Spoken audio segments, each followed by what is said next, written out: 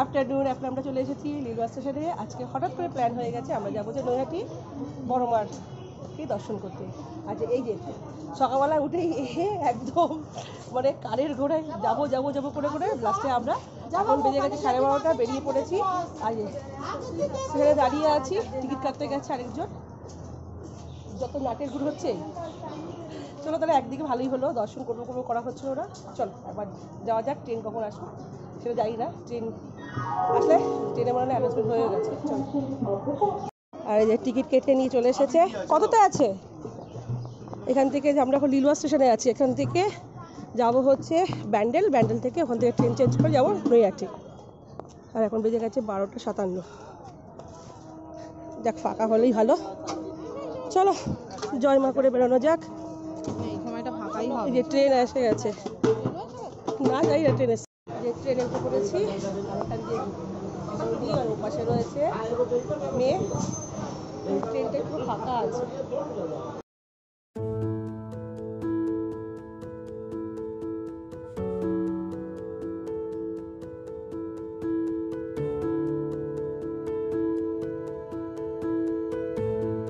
তো আমরা এখন নেমে গেছি হচ্ছে ব্যান্ডেলে। আর এখান থেকে নৈহাটি লোকাল ধরবো হচ্ছে 6 নম্বর প্ল্যাটফর্মে। তো ট্রেন একদম ফাঁকা ছিল, পুরপুর হাওয়া খেতে খেতে চলেছে। পুরো এখানকার ওয়েদার পুরো চেঞ্জ। আমাদের ওখানে ওয়েদার ধরুন এখনও পুরো গরম, আর এখানে পুরো ঠান্ডা। গায়ে চাদর কিছু নিয়ে আসিনি। আর এখান থেকে এখন ব্রিজ স্টপকে যাবো হচ্ছে 6 নম্বর প্ল্যাটফর্মে। ওখানেই রয়েছে নৈহাটি লোকাল। এখন মনে হচ্ছে না আসেনি। চলো কী নেবে? ট্রেনও চলে এসেছে, নৈহাটি লোকাল দাঁড়িয়েও আছে। চল। তো দুপুরে তো খেয়ে বেরোয়নি, এখন ট্রেন 1 ঘন্টা দেরি আছে। তো এখানে এই দাদার কাছ থেকে ঘুগনি নিয়ে নিলাম। ঘুগনিও খাওয়া শুরু করে দিয়েছে। আর নিয়ে গেছে ওদিকে কোল্ড ড্রিঙ্কস আনতে।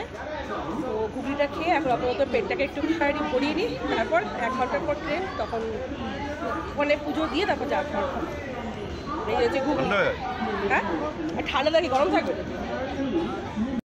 তো এই যে ঘুগনি খাওয়া হয়ে গেছে ম্যাডামে আমাদের সবার। আর এখন হচ্ছে খাবো হচ্ছে ঝালমুড়ি। দাদার কাছে ঝালমুড়ি বানাচ্ছি। দুপুরকার লাঞ্চ মোটামুটি আমরা এই ঘুগনি আর হচ্ছে এই ঝালমুড়ি দিয়েই করবো।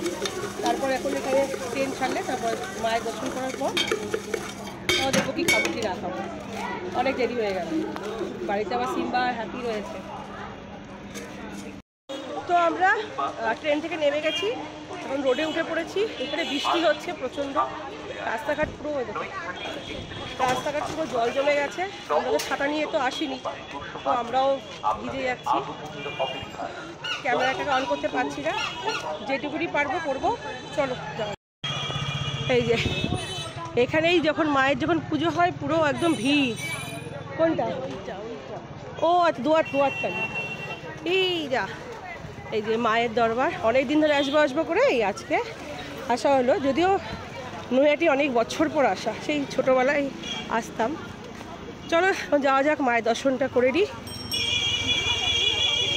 এখন আমরা লাইনে দাঁড়িয়ে আছি। এখন মায়ের মন্দির 4টের সময় খুলবে, এখন বন্ধ আছে। বাট এখানে এখন মায়ের ভোগ দিচ্ছে। আমরা সবাই এখন লাইনে দিয়েছি, বৌদি আছে আগে।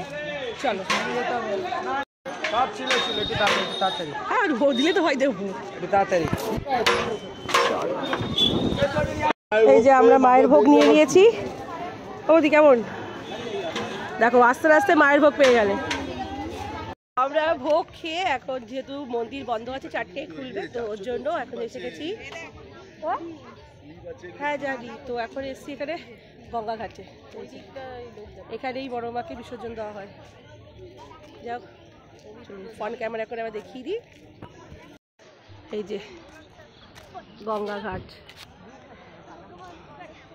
আর এই যে এরা এসে শুধু পেছনে পেছনে ঘুরে বেড়াচ্ছে।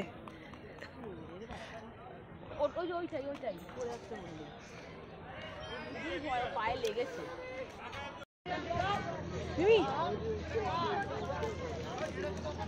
বড় 10 টাকা, বিল থেকে 12 টাকা, জল ভরা 40 টাকা। টাকা তো সব এটা 8 টাকা পুলি।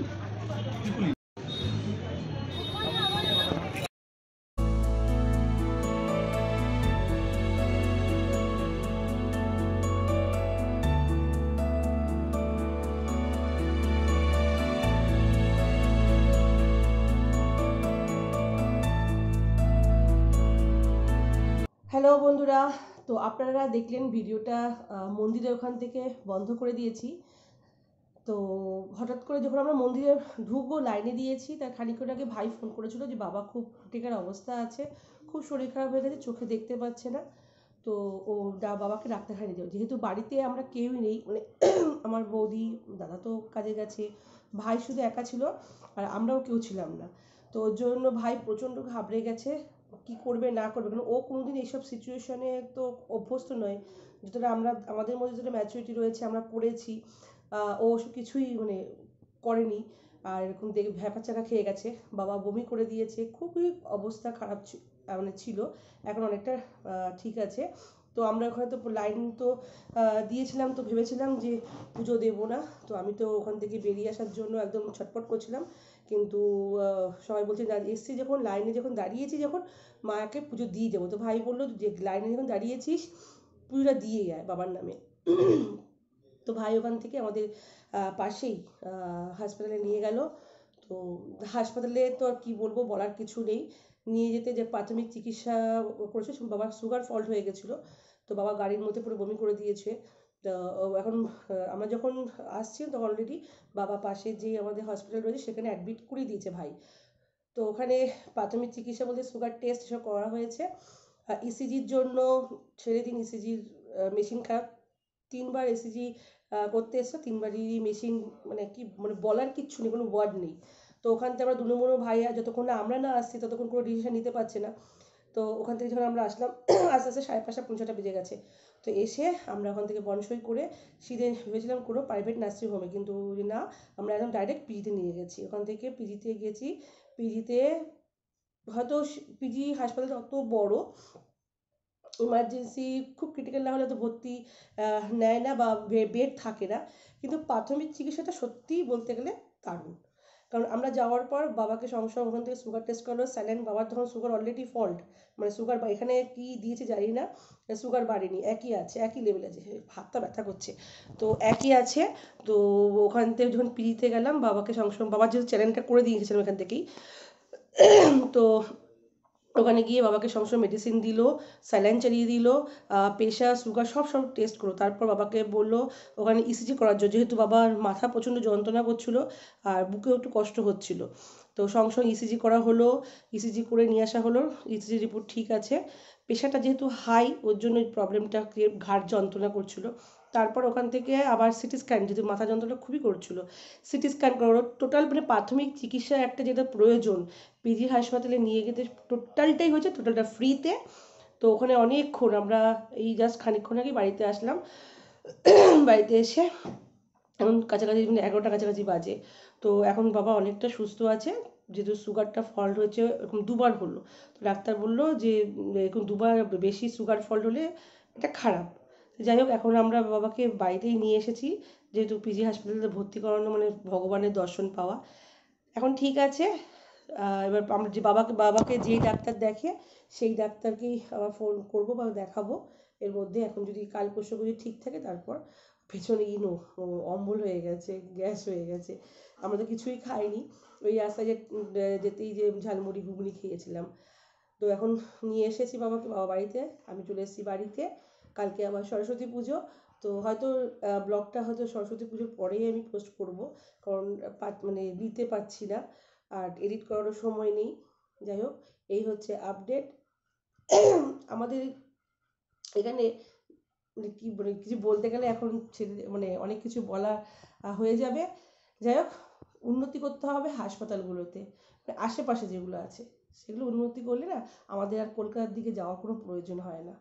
যাই হোক, এই হচ্ছে বাবার আপডেট। ওই জন্য আর ব্লগটাকে তো ওখান থেকে আর কন্টিনিউ করতে পারি, শুরুটা খুব, বলে না মানুষের কখন সময় ভালো হয় কখন খারাপ হয় একমাত্র ঈশ্বর ছাড়া কেউ জানে না।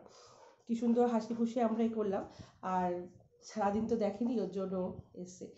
যাই হোক, ব্লগটাকে এখানেই এন্ড করে দিচ্ছি। ভালো লাগলে লাইক কমেন্ট শেয়ার করে দেবেন, পাশে থাকবেন। যখন অসময় হয় তখন বোঝা যায় সব কিছু। কি কি কি আচ্ছা আচ্ছা, সকাল থেকে দেখিনি কে, এটা কে গো, এটা হাপি। চলো টাটা। কি হচ্ছে ও বাবা,